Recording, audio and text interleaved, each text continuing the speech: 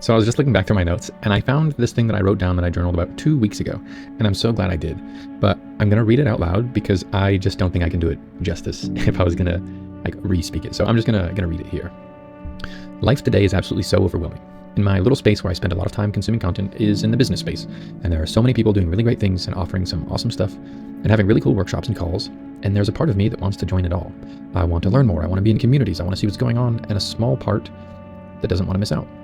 But I always get met with a different part of myself. One that says, it's okay, we can't make it to everything, and time spent doing that is time I can't spend doing other things that are important to me. The overload of things going on brings even more awe and wonder, but also concern. I don't know what I just brain dumped this. Also a concern is when I zoom out just a little bit more, the online business space is massive and overwhelming. But if you look adjacent to, I guess, my realm, self-improvement, it's even worse. There's so much information, but it's incredibly hard to find what's for you and what isn't, what works, who's credible. Like finding a person to trust that can help you is such a large task that most people give up quickly.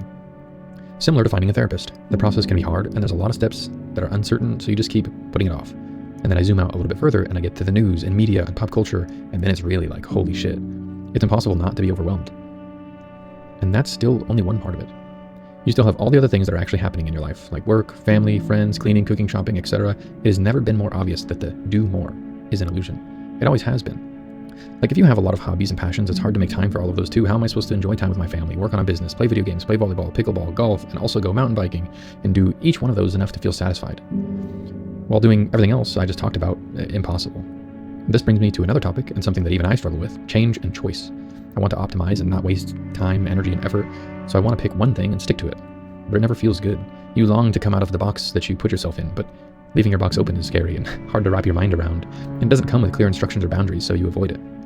But if you allow yourself to flow and shift through life more as you change, and as things and circumstances change, you will overall just have more enjoyment, and you will also be open to so much more opportunity. Things that you could never imagine or predict. We're always trying to predict and plan, and damn, as much as I love to plan and schedule and predict, things are constantly changing.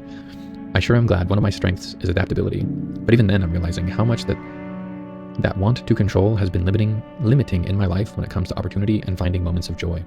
Like when you're out doing something you might have planned or scheduled and things change, maybe something small as it's taking longer than you wanted and planned to be done around 6 p.m. but it goes to like 7. Even if it doesn't impede any other plans, you lose sight of the moment and are working through frustration and annoyance and maybe a little grumpy.